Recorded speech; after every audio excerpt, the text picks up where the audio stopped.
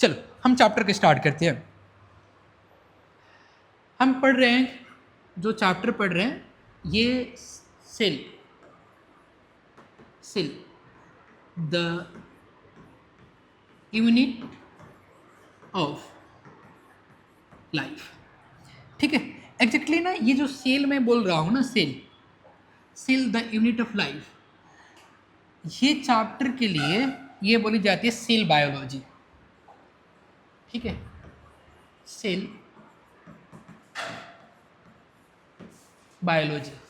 और cell biology में दो चैप्टर को पढ़ते हैं, एक पढ़ते हैं cell the unit of life को पढ़ते हैं, और दूसरे चैप्टर को पढ़ते हैं इसमें सेल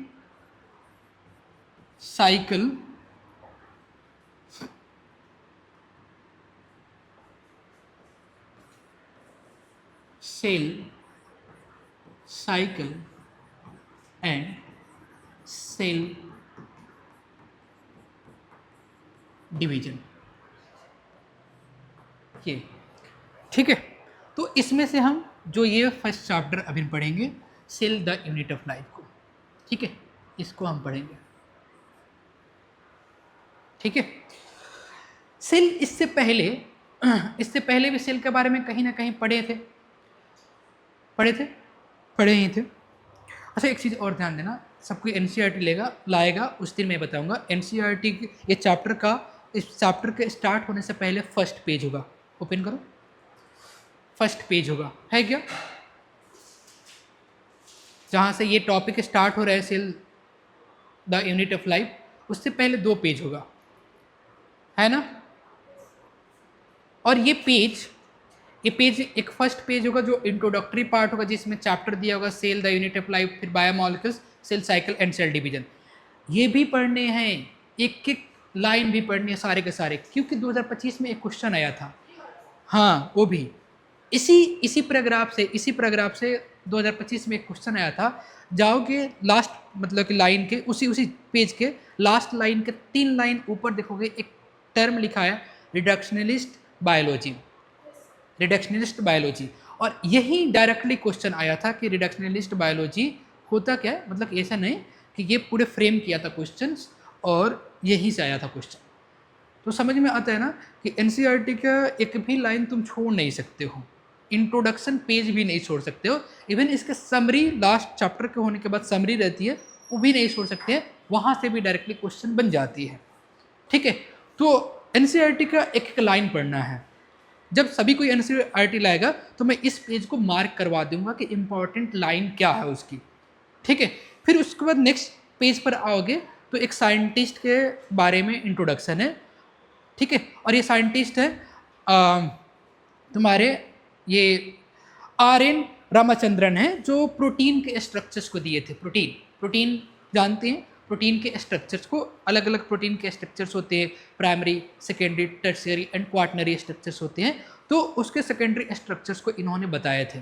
ठीक है, तो इनके बारे में, ये रामचंद्रन कौन है, इनकी डेट ऑफ बर्थ क्या था, इनका वर्क किस पर था, तो ये सारे के सारे पॉइंट्स ये भी रहने चाहिए। मैं इस पॉइंट को ऐसे कर सकता हूँ, कभी तुमको किसी दिन अलग से लिखवा दूंगा इनके इंपॉर्टेंट पॉइंट क्या है, बट हम चैप्टर स्टार्ट करते हैं पहले। ठीक है, चलो यहाँ पे ध्यान देंगे, cell the unit of life. ये स्टार्ट करने से पहले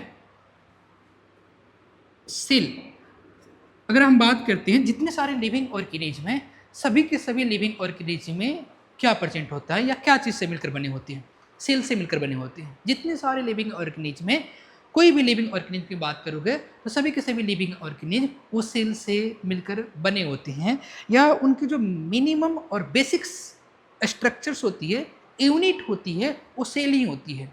या तुम मल्टी सेलुलर की बात कर लो, मल्टी सेलुलर ऑर्गेनिज्म की बात कर लो, या तुम यूनिसेलुलर ऑर्गेनिज्म की बात कर लो। अगर मल्टी सेलुलर ऑर्गेनिज्म में मैं खुद अपने एग्जाम्पल लूँ, मतलब कि ह्यूमंस के ही एग्जाम्पल हम ले, तो ह्यूमंस के भी जो इसकी स्मॉलेस्ट यूनिट होगा, अगर हम देखेंगे तो वो क्या होते हैं, सेल ही होते हैं। और ये सेल्स यही cells further tissues, organ systems and complete organism की फॉर्मेशन करते हैं।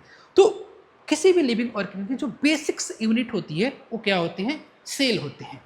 ठीक है, तो अब इसी बेसिस पर ना सेल स्टार्ट करें। पहले इससे पहले एक चीज और कि हम अपन के सराउंडिंग में दो चीज़ों के दिखते हैं, और दो चीज़ में क्या प्रेजेंट होते हैं, एक तो प्रेजेंट होते हैं लिविंग ऑर्गेनिज्म प्रेजेंट होते हैं, और दूसरे क्या प्रेजेंट होते हैं, नॉन लिविंग प्रेजेंट होते हैं। ठीक है, लिविंग कोई भी चीज़ है। अच्छा, लिविंग भी किसको बोलते हैं, नॉन लिविंग भी किसको बोलते हैं, तो living organism are made up of the cells, या living organism made up of the cells, but non living things are not made up of the cells. जो नॉन लिविंग, क्या तुम स्टोन्स को या तुम सॉइल्स को या इन सारी चीज़ों को तुम बोल सकते हो क्या वो लिविंग, वो सेल से मिलकर बनी है? जैसे कि तुम अगर बात करोगे ये प्लास्टिक से, क्या ये सेल से मिलकर बने? नहीं। ठीक है, तो नॉन लिविंग्स क्या होते हैं कि जो सेल से मिलकर नहीं बने होते वो नॉन लिविंग होते हैं। डायरेक्टली अब इनके लिए इतना तो बोल सकते हैं। ठीक है, तो मैंने क्या बोला कि सराउंडिंग में अपन को दो चीज़ें देखने को मिलेंगे, एक तो देखने को मिलते हैं लिविंग, और दूसरी देखने को मिलता है यहां पे नॉन लिविंग्स। अच्छा, एक तीन, अब इन दो टर्म यहां पे बोले, एक और टर्म यहां पे ध्यान देना, लिविंग, ठीक है, नॉन लिविंग, और एक और टर्म आता है डेड। इन तीनों में डिफरेंस होते हैं क्या? क्या डिफरेंस होता है इन तीनों में? हाँ हाँ, डेड क्या होंगे? जो मर चुके हैं, सेल मर चुके हैं, मतलब कि जो, हाँ, सेल वो फंक्शनल एक्टिविटी को परफॉर्म करना बंद कर दिए हैं, वो होंगे डेड। ठीक है, ये तो बहुत अच्छी बात है, इतना चीज़ें पता है। तो नॉन लिविंग के बारे में बेसिकली लोग ना डेड और नॉन लिविंग को ना एक ही समझ लेते हैं, बट ऐसा होता नहीं है। नॉन लिविंग जो कभी लिविंग था ही नहीं, डेड जो कभी लिविंग था। ठीक है, हाँ हाँ, बाद में वो फंक्शनल एक्टिविटी को, मेटाबॉलिज्म स्टॉप कर दिए, वो डेड हो गए। ठीक है, ये चीज़ें क्लियर है आयुष, समझ में आ रहा है ना? तो अपन के सराउंडिंग में दो चीज़ें देखने को मिलते हैं, एक तो लिविंग और दूसरी नॉन लिविंग। लिविंग के लिए एक और टर्म यूज करते हैं, लिविंग को हम बोलते हैं एनिमेट। ठीक है, इसे और हम क्या बोलेंगे, एनिमेट। तो नॉन लिविंग के लिए हम क्या बोलेंगे बताना, एनिमेट बोलेंगे। ठीक है, बेसिकली बायोलॉजी में ना जब हम वर्ड्स को जब फ्रेगमेंट करते हैं ना, उससे उसकी मीनिंग निकल जाती है। ठीक है, कैसे? एन मीन्स क्या होता है बताओ? एन एन मीन्स जनरली तुम बोलते हो नॉट या अब्सेंट के टर्म में यूज करते हो, और एनिमेट मीन्स समझ में तो आ ही रहा है कि क्या होते हैं ये। एनिमेट्स मीन्स क्या होते हैं, लिविंग। ठीक है, यही चीज ना। अभिनव क्या हुआ, कल कुछ और बताए थे क्या? यही बताए थे नहीं हम, ठीक है, हाँ वही चीज़ है। ठीक है, तो एन एनिमेट क्या होते हैं, नॉन लिविंग। खुद इसके मीनिंग अगर तुम देखते हो तो जो ये लिविंग थिंग्स होते हैं ना, लिविंग थिंग्स, लिविंग और एनिमेट होते हैं, ये किससे मिलकर बने होते हैं? मेड ऑफ सेल्स या सेल। बहुत सारे ऐसे लिविंग ऑर्गेनिज्म होते हैं जो सिंगल सेल ही प्रेजेंट होती है उसमें। ठीक है, बहुत सारे ऐसे ऑर्गेनिज्म होते हैं जिसमें more than one cells present होते हैं। ठीक है, तो सेल या सेल्स से मिलकर बने होंगे एनिमेट। यही अगर हम एन एनिमेट की बात करेंगे या नॉन लिविंग की बात करेंगे तो ये क्या होंगे? Not made up of cell, ये सेल से मिलकर नहीं बने होंगे। ठीक है, अगर यहाँ पे नोट डाउन करना है कर लो, क्योंकि नेक्स्ट स्लाइड लेंगे हम, नोट डाउन कर लेंगे, नेक्स्ट स्लाइड लेते हैं।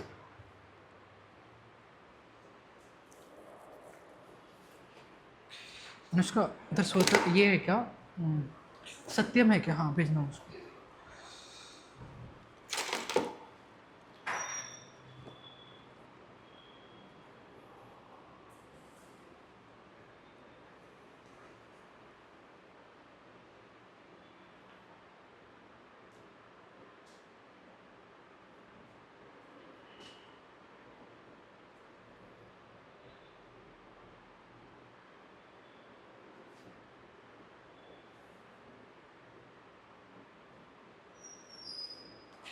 मेरे बैग में इस मैक का चार्जर होगा। एक चीज़ और, एक उसमें ICSE का बुक होगा, उस बुक को निकाल लाना, उसमें 2 पेज भी होगा, बुक कहीं निकाल लाना। IC हाँ नहीं नहीं, अरियंत का बुक होगा, उसमें 2 पेज लगा होगा, और अरियंत का बुक ही निकाल लाना वो भी, ठीक है, बुक ही निकाल लाना वो अरियंत का।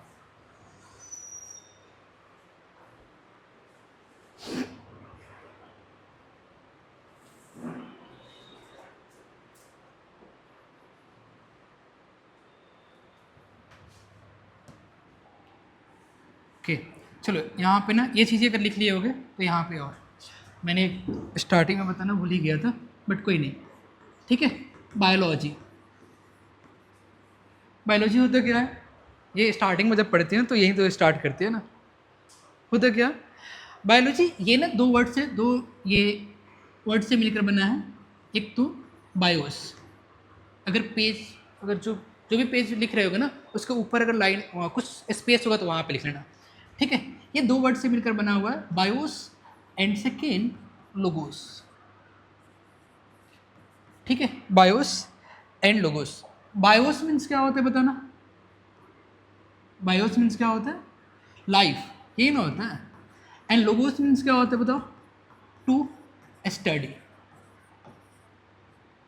तो बायोलॉजी को डिफाइन करते हैं तो क्या बोलेंगे, द स्टडी ऑफ लाइफ, है ना, स्टडी ऑफ लाइफ या लिविंग ऑर्गेनिज्म के बारे में जब स्टडी करते हैं तो इसे हम क्या बोलते हैं, हम बायोलॉजी बोलते हैं, ठीक है। द स्टडी ऑफ लाइफ या लिविंग ऑर्गेनिज्म,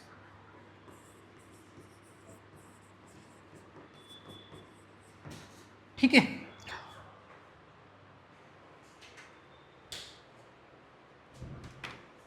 बुक नहीं मिला है, ठीक है।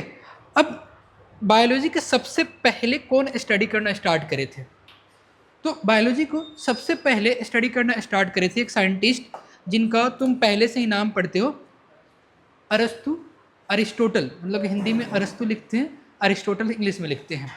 तो सबसे पहले जो बायोलॉजी के बारे में स्टडी करना स्टार्ट करे थे अरिस्टोटल, इसलिए अरिस्टोटल को हम क्या बोलते हैं, इनको बोलते हैं हम father of biology, father of biology, ठीक है। किसको बोलेंगे, अरिस्टोटल को बोलते हैं,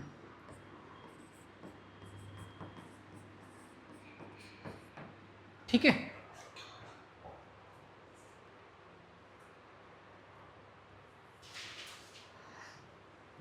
अब अगर हम बायोलॉजी को, हम इस मतलब बायोलॉजी के बहुत सारे ब्रांचेज होते हैं, बट हम ब्रॉडली अगर बायोलॉजी को डिवाइड करें, क्लासिफाइड करें, तो इसको ब्रॉडली 3 ग्रुप में हम डिवाइड कर सकते हैं। और 3 ग्रुप में कैसे डिवाइड कर सकते हैं, किसमें किसमें, बायोलॉजी को हम ब्रॉडली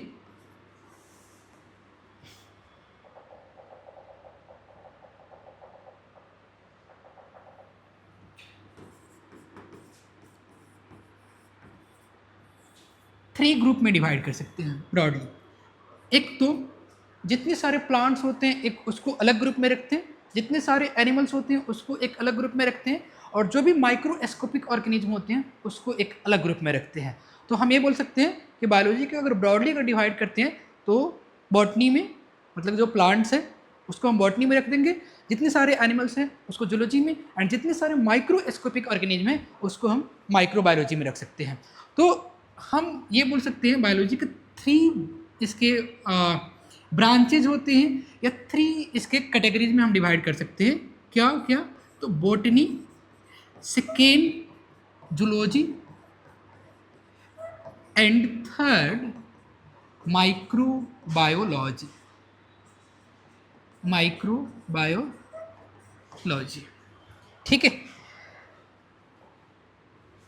ये भी बॉटनी है ना, ये भी जो टर्म से मिलकर बना है, ये एक टर्म से मिलकर बना है बोटेन, ठीक है। और बोटेन मीन्स ही क्या होता है, प्लांट, ठीक है। तो स्टडी ऑफ प्लांट्स को क्या बोलेंगे, बॉटनी, ठीक है। जूलॉजी की बात करते हैं तो जूलॉजी भी ये एक टर्म से मिलकर बना है जून, और जून मीन्स क्या होते हैं? एनिमल्स। तो स्टडी ऑफ एनिमल्स को क्या बोलेंगे हम? जूलॉजी। माइक्रोबायोलॉजी के लिए माइक्रो मीन्स क्या होते हैं? स्मॉलेस्ट, ठीक है, टाइनी, टाइनी जो स्मॉलेस्ट टाइनी जो ऑर्गेनिज्म होते हैं उसे हम माइक्रोस्कोपिक, ठीक है। तो माइक्रो मीन्स होता क्या है? स्मॉल या टाइनी या लिटिल, ठीक है। तो स्टडी ऑफ माइक्रोस्कोपिक ऑर्गेनिज्म को ही हम क्या बोलते हैं? माइक्रोबायोलॉजी बोलते हैं, ठीक है। तो इसको डेफिनेशन लिख लो कि बॉटनी हम किसको बोलेंगे? Study of plants. Zoology study of animals, and microbiology study of microscopic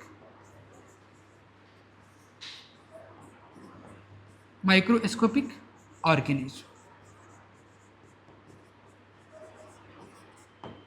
microscopic organism क्या? कि ऐसे ऑर्गेनिज्म जिसको हम अपने नेकेड आई से देख नहीं सकते हैं, देख क्या चीज से सकते हैं? With the help of the microscope, ठीक है। जिसको माइक्रोस्कोप के हेल्प से देखेंगे वो सारे का सारे ऑर्गेनिज्म क्या होंगे? माइक्रोस्कोपिक ऑर्गेनिज्म होंगे, माइक्रो ऑर्गेनिज्म होंगे, ठीक है। या माइक्रोब्स भी तुम बोलते हो, माइक्रोब्स या माइक्रो ऑर्गेनिज्म बोलते हो, ठीक है। चलो, अगर ये चीजें हो गया होगा तो बताओ। हो गया आयुष? हो गया?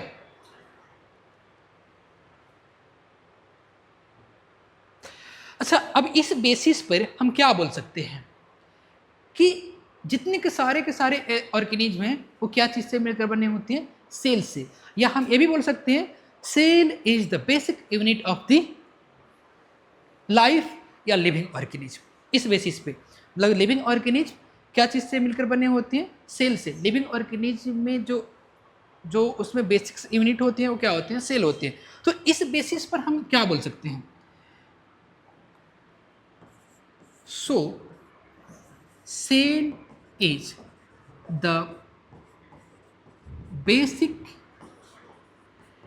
यूनिट ऑफ लाइफ या लिविंग ऑर्गेनिज्म, ठीक है। हम ये भी बोल सकते हैं कि all living organism are made up of the cell, ठीक है, ठीक है।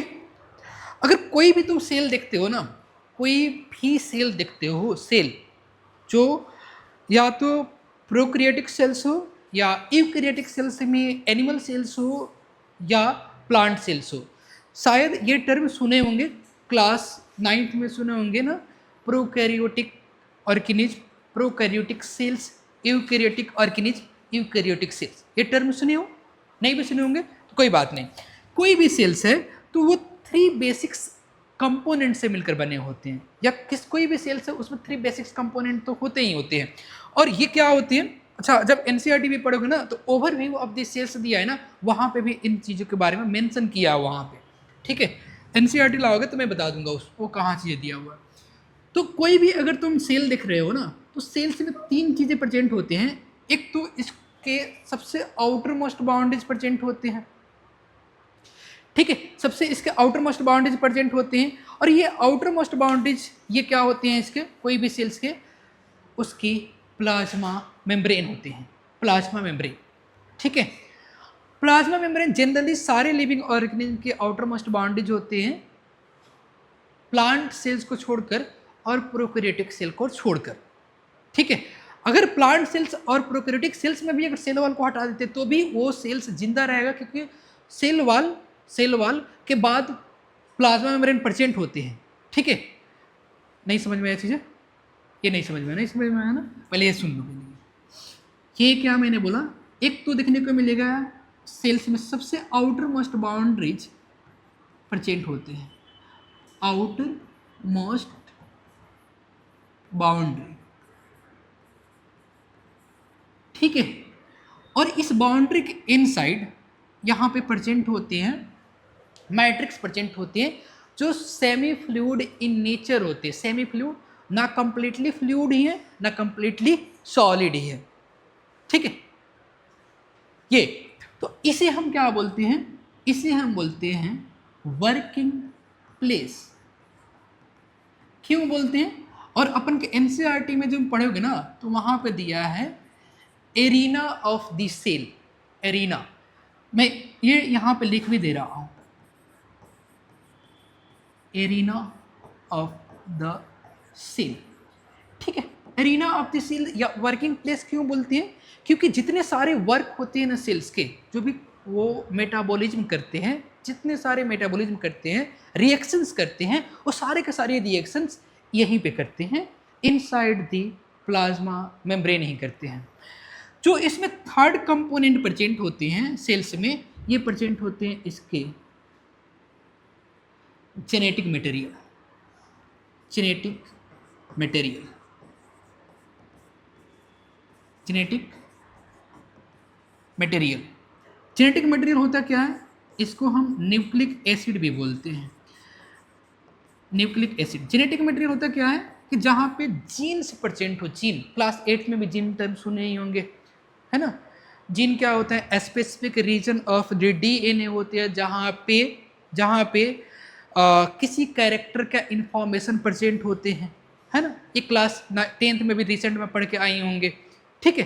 तो जो भी लाइफ के जितने सारे लाइफ के या जो भी कैरेक्टर है, जो उसके इंफॉर्मेशन प्रेजेंट होती हैं, वो प्रेजेंट होते हैं जीन के फॉर्म में प्रेजेंट होते हैं। और जीन ये क्या फॉर्म करते हैं? डीएनए फॉर्म करते हैं, और डीएनए को ही हम क्या बोलते हैं? Genetic material. ये कोई जरूरी नहीं है कि सारे के सारे ऑर्गेनिज्म में डीएनए ही जेनेटिक मटेरियल हो, ठीक है। कुछ ऐसे भी ऑर्गेनिज्म होते हैं जिसमें डीएनए के अलावा आरएनए भी as a genetic material present होते हैं, ठीक है, ठीक है। तो अभी इसको हम क्या बोलते हैं ना, न्यूक्लिक एसिड भी बोलते हैं। और न्यूक्लिक एसिड ना हमें 2 टाइप्स को देखने को मिलते हैं, ये देखने को मिलते हैं, एक तो डीएनए और दूसरा आरएनए। थोड़ी सी इसके बारे में पता होगा कि डीएनए आरएनए होता क्या है, क्लास 10th में भी पढ़े होंगे तो पता होगा, नहीं पता? आयुष पता है? नहीं तुम्हें? अभिनव नहीं पता है, कोई बात नहीं। तो जो अभी मैंने बोला ना न्यूक्लिक एसिड, तो न्यूक्लिक एसिड ये 2 टाइप्स के देखने को मिलता है। डीएनए मतलब कि डीएनए क्या होता है ना कि जो जीन है ना, जीन वो डीएनए के फॉर्म में है। एग्जैक्टली इसके फुल फॉर्म की बात करते हो, deoxy ribo nucleic acid, RNA ribo nucleic acid, ठीक है। तो जो उसमें केमिकल्स प्रेजेंट होते हैं, केमिकल्स, उसी केमिकल्स को अलग अलग नाम देते हैं। मतलब अलग अलग क्या, 2 टाइप से केमिकल्स देखने को मिलते हैं, डीएनए और आरएनए बोलते हैं इसे, ठीक है। और यही डीएनए ये सारे हमारे मतलब कि जो भी हमारे कैरेक्टर्स है, जो हमारे स्किन कलर्स या जो भी कैरेक्टर है, हाइट के लिए कैरेक्टर है, उस कैरेक्टर के इन्फॉर्मेशन इसी फॉर्म में प्रेजेंट होते हैं, डीएनए के फॉर्म में प्रेजेंट होते हैं। मोस्ट ऑफ द ऑर्गेनिज्म में एक्सेप्ट फ्यू ऑर्गेनिज्म, ठीक है, कुछ ऑर्गेनिज्म को छोड़ करके। तो ये चीज़ देखने को मिलती है। तो बेसिकली अब इस जेनेटिक मटेरियल के लिए ना हम इसको डायरेक्टली ना लिखकर हम जेनेटिक मटेरियल को हम यहाँ पे बोल सकते हैं कि ये क्या होती है, कंट्रोलर होते हैं सेल्स के। ये कंट्रोलर क्या कि यही जितने सारे कैरेक्टर्स है, जितने सारे वर्क होंगे ना, काम होंगे ना, या मेटाबॉलिज्म होंगे ना, उसको ये क्या करता है, ये कंट्रोल करते हैं ये जेनेटिक मटेरियल।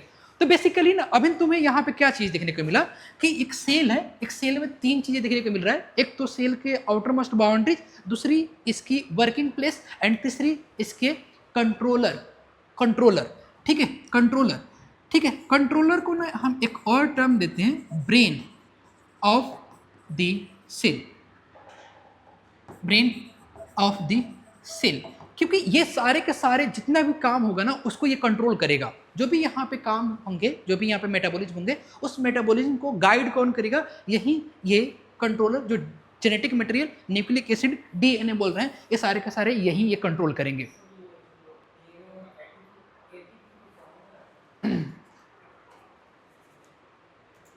नहीं, अभी वहाँ पे दिमाग ही मत लगाओ, मैं बताऊंगा तो समझ जाना। एटीपी अलग चीज़ें होती है, ठीक है, डीएनए अलग चीज़ें होता है, ठीक है।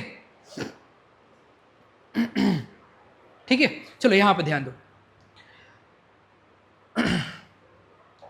तो ये चीज़ें, तो ये तीन एलिमेंट, तीन यहाँ पे एलिमेंट, ये कंपोनेंट बताया ना, कौन कौन सा, एक तो ये, दूसरा ये, और तीसरा ये, कौन कौन सा है, आउटर मोस्ट बाउंड्रीज, दूसरा working place arena of the cells, and third controller और ब्रेन ऑफ द सेल्स, ये तीन, ठीक है।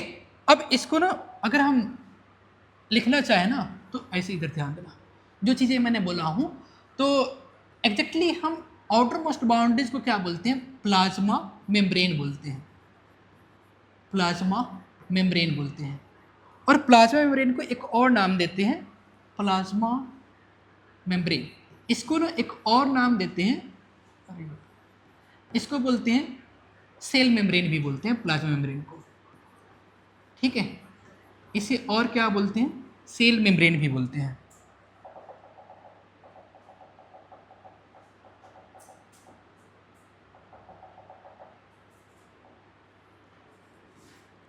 सेल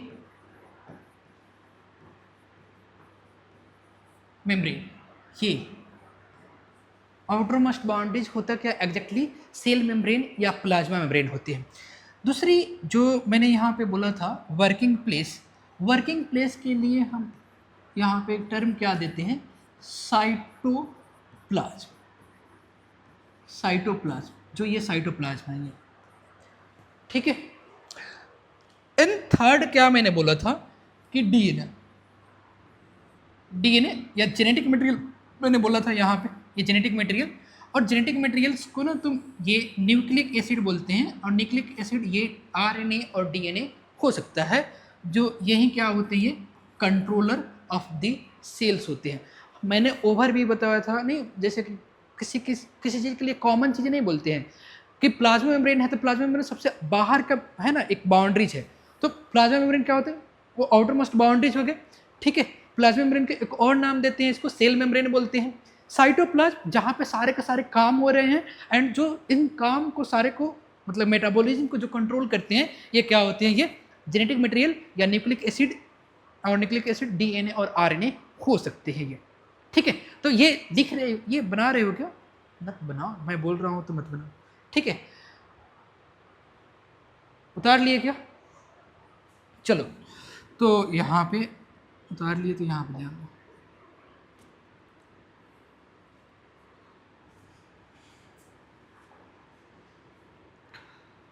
तो a cell have three essential component, essential component, और ऊपर कौन कौन सा कंपोनेंट बताएं, बताना, बोलो कौन कौन से कंपोनेंट बताएं, yes, plasma membrane, plasma membrane को और क्या बोल रहे हैं, इस सेल मेम्ब्रेन के लिए टर्म मतलब कि एक और टर्म क्या लिखे, आउटर मोस्ट बाउंड्री बोले हैं क्या, आउटर मोस्ट बाउंड्री।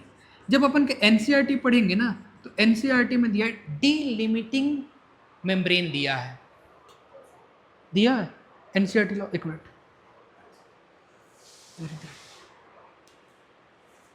पढ़े थे, डीलिमिटिंग मेम्ब्रेन या बाउंड्री, इधर लाओ ना, इधर हाँ,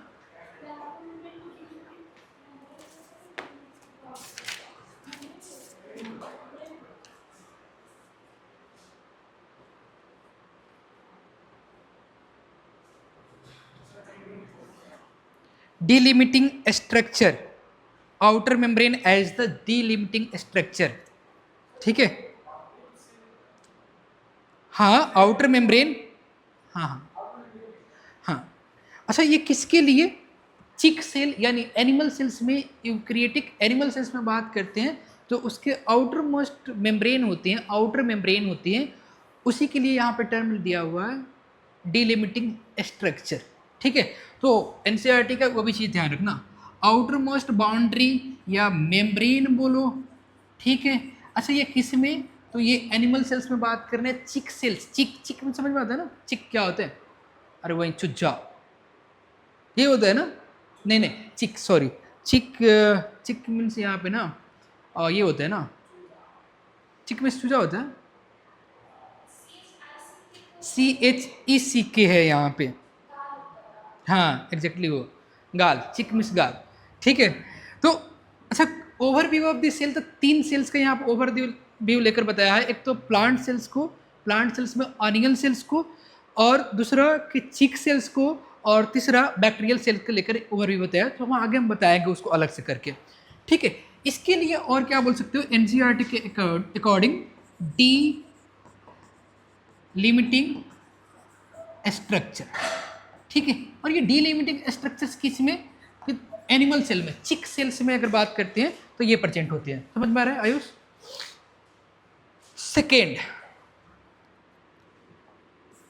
सेकेंड कंपोनेंट कौन सा है बताना, साइटोप्लाज्म, साइटोप्लाज्म। और साइटोप्लाज्म के लिए मैंने क्या बोला था, ये क्या होती है, वर्किंग प्लेस। वर्किंग प्लेस में क्या होगा, मेटाबॉलिज्म। मेटाबॉलिज्म का मतलब क्या होता है, रिएक्शन, जितने सारे केमिकल रिएक्शन होते हैं उसके लिए हम जो टर्म यूज करते हैं, साइंटिफिक टर्म मेटाबॉलिज्म यूज करते हैं, ठीक है। तो लिविंग ऑर्गेनिज्म या लिविंग बॉडीज में जो भी सारी रिएक्शंस होती है उसके लिए हम जो टर्म यूज करते हैं ये होता है मेटाबॉलिज्म। इसके बारे में हम अलग से कभी पढ़ेंगे, वो अलग चैप्टर में पढ़ना है ऐसा।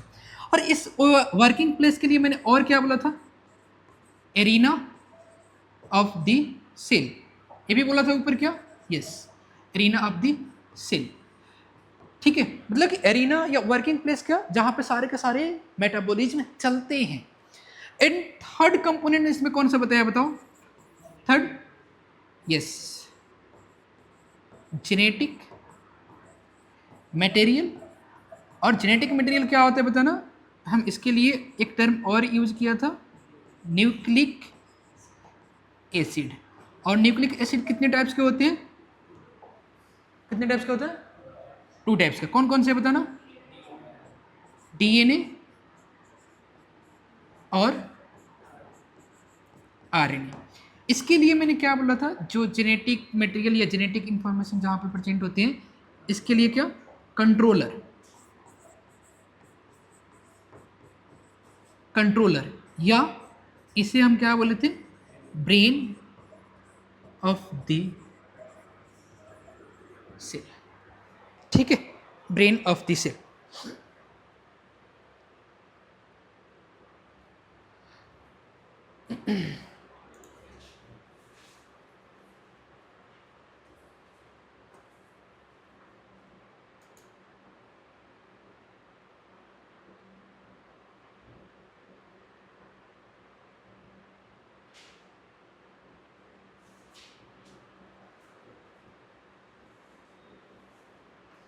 हो गया,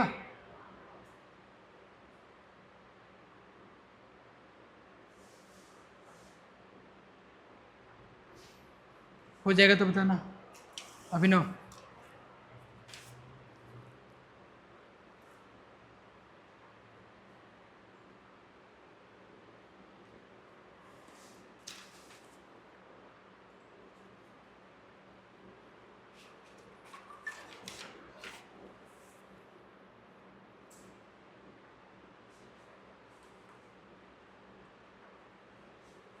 हो गया, चलो अब सेल का डेफिनेशन पढ़ सकते हैं, जो क्लास 9 से पढ़ते आ रहे हो, इवन क्लास 9 से पहले भी कहीं पे पढ़े होंगे कि सेल का डेफिनेशन क्या होता है, structural and functional unit of the life. ये पहले से पढ़ते आ रहे हैं, जो तुम्हारे बुक में भी कहीं ना कहीं दिया होगा, ठीक है। चलो तो सेल का डेफिनेशन क्या पढ़ते हैं कि सेल क्या होता है, cell is the structural and functional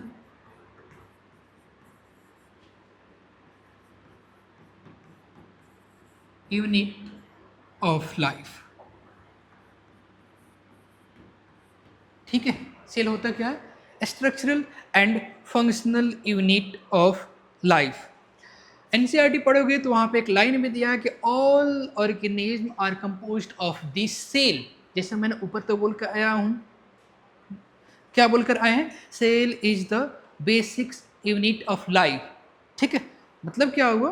वही ना, सेल इज द, ठीक है, ये भी चीज़ है। तो एनसीईआरटी का पॉइंट है, जरूर इसको यहाँ पे भी लिख लो कि ऑल ऑर्गेनिज्म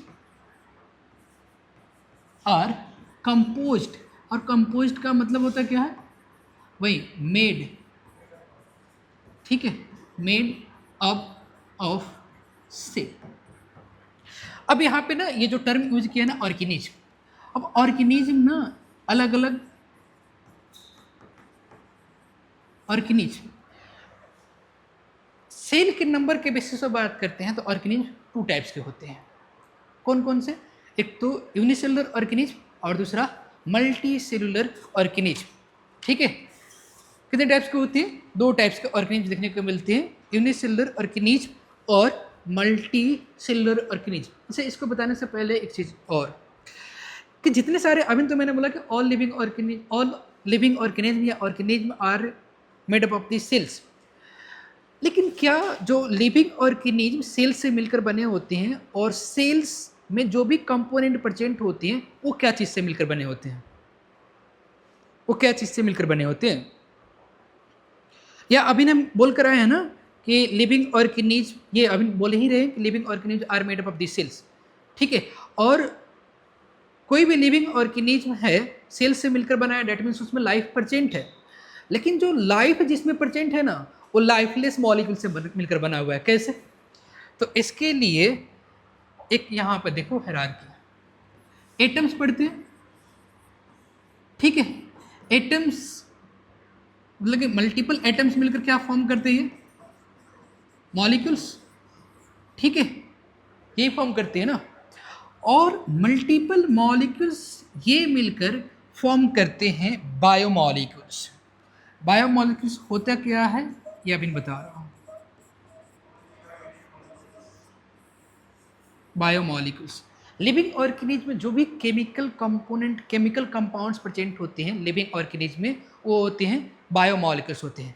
जैसे कि सुने होंगे कार्बोहाइड्रेट, प्रोटीन, लिपिड्स या फैट, न्यूक्लिक एसिड्स, अभी जो बोले हैं वो, हार्मोन्स, ठीक है, विटामिन्स, क्या जो अभी तक ले तुम रिवाइज नहीं करे हो। सबसे आसान चैप्टर है और अभी तक ले वो कंप्लीट नहीं हुआ।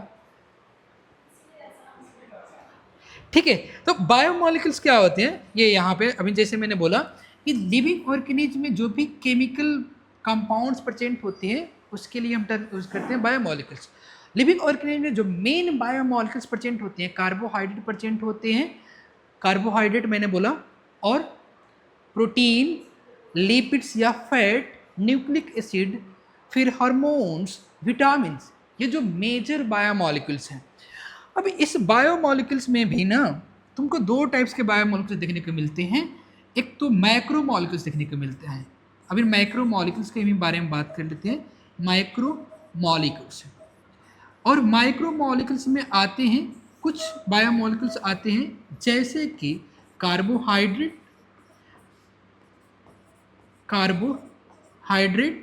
फिर आते हैं प्रोटीन, फिर आते हैं न्यूक्लिक एसिड। लिपिड्स आते हैं क्या? लिपिड्स आते हैं क्या बायोमॉलिक्यूल्स में? माइक्रोमॉलिक्यूल्स में नहीं, लिपिड्स नहीं आते हैं माइक्रोमॉलिक्यूल्स में। ठीक है, माइक्रोमॉलिक्यूल्स में लिपिड्स नहीं आते हैं। ठीक है, अच्छा ये माइक्रोमॉलिक्यूल्स क्यों बोला? ये क्या होगा, इसके मॉलिक्यूलर वेट ज़्यादा होगा। हाँ ठीक है, इसके मॉलिक्यूलर, माइक्रो और माइक्रो 2 टर्म समझ में आता है ना। Micro means large, micro means small. Micro molecules मतलब लार्ज मॉलिक्यूलर वेट के ये बायोमॉलिक्यूल्स होते हैं। तो अब ये बायोमॉलिक्यूल्स ही ना, ये जो बायोमॉलिक्यूल्स हैं ये अच्छा, ये माइक्रो मॉलिक्यूल्स है, माइक्रोमोलिक्यूल्स, बायोमोलिक्यूल्स है, बायोमोलिक्यूल्स में भी मैक्रो मॉलिक्यूल्स हैं। माइक्रो दो आते हैं, माइक्रो और माइक्रो मॉलिक्यूल्स आते हैं, यहाँ पर लिख ही लो, ठीक है। माइक्रो मॉलिक्यूल्स, इसके लिए एक एग्जांपल बोल सकते हो लिपिड और फैट, ठीक है। अब ये बायोमोलिक्यूल्स मिलकर के ही फॉर्म करती है सेल ऑर्गेनेल्स। सेल ऑर्गेनेल्स क्या, जो सेल के इनसाइड कुछ स्पेसिफिक स्ट्रक्चर्स दिखने को मिलते हैं, मेम्ब्रेन बाउंड स्पेसिफिक स्ट्रक्चर्स दिखने को मिलते हैं जो स्पेसिफिक फंक्शंस को परफॉर्म करते हैं।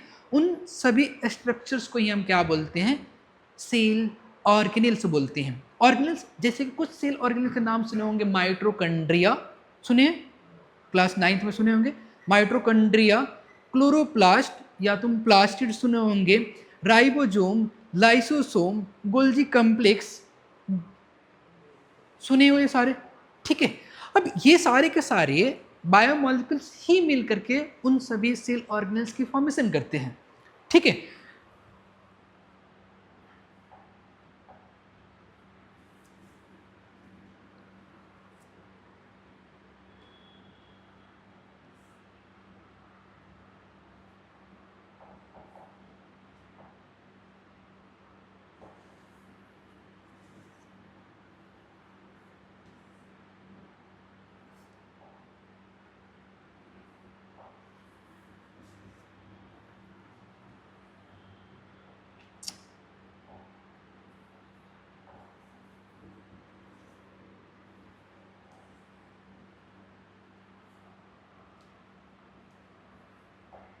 ये माइक्रोमोलिक्यूल्स और माइक्रोमोलिक्यूल्स मिलकर के क्या फॉर्म करते हैं, सेल ऑर्गेनेल्स, सेल ऑर्गेनेल्स।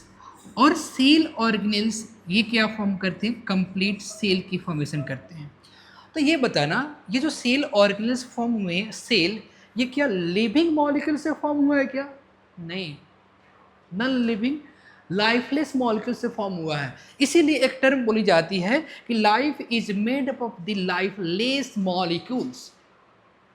जैसे कि हाइड्रोजन, हमारे बॉडीज में जो कार्बोहाइड्रेट भी है, तो कार्बोहाइड्रेट में 3 एलिमेंट देखने को मिलते हैं, कार्बन, हाइड्रोजन और ऑक्सीजन प्रेजेंट होते हैं।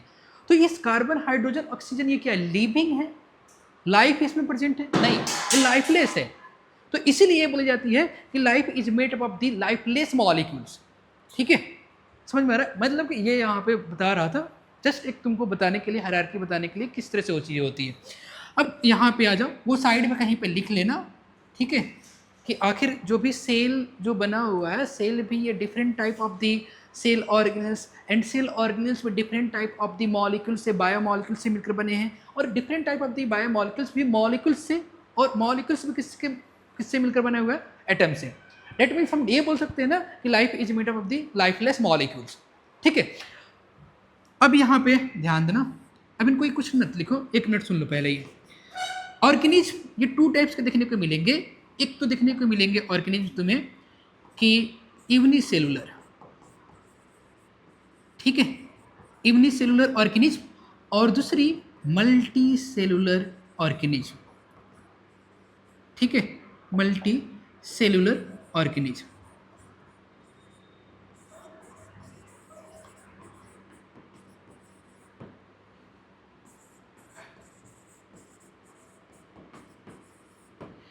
यूनिसेलुलर ऑर्गेनिज्म के लिए क्या समझते हैं, यूनिसेलुलर इधर,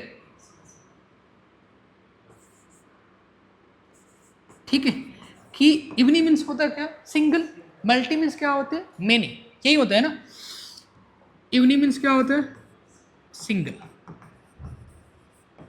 और मल्टी मीन्स होता है क्या है, मेनी,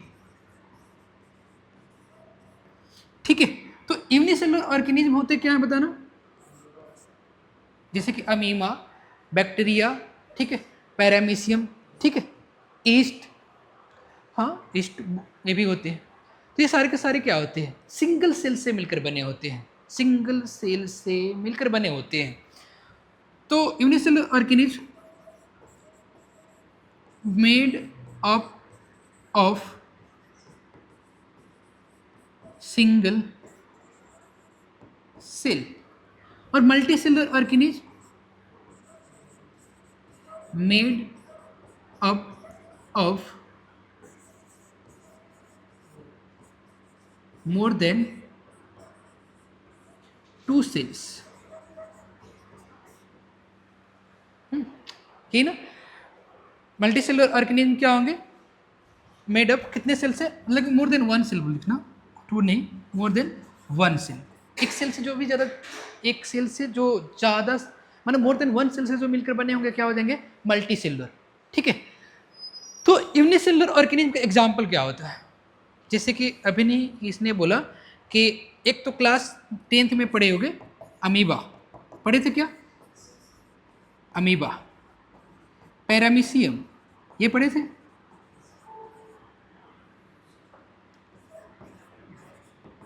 पैरामीशियम, बैक्टीरिया, जितने के सारे बैक्टीरिया होते हैं। ठीक है, ईस्ट भी होते ही है। ठीक है, एक्सेप्शन होता है, फंजाई होते हैं मल्टी सेलुलर, बट उसके एक्सेप्शन होते हैं ईस्ट। मल्टी सेलुलर ऑर्गेनिज्म का एग्जाम्पल क्या होगा बताना, animals, plants and fungi. Fungi होता क्या है, तो देखे होगे ना घर पे ब्रेड वगैरह पे कुछ चीज़ें ग्रो कर जाती है, मल्टी सेलुलर होते हैं। अच्छा, ये किस बेसिस पर बताए हैं कि ऑर्गेनिज्म 2 टाइप्स के होते हैं, on the basis of the number of the cells. ठीक है, किस पे, ऑन द बेसिस ऑफ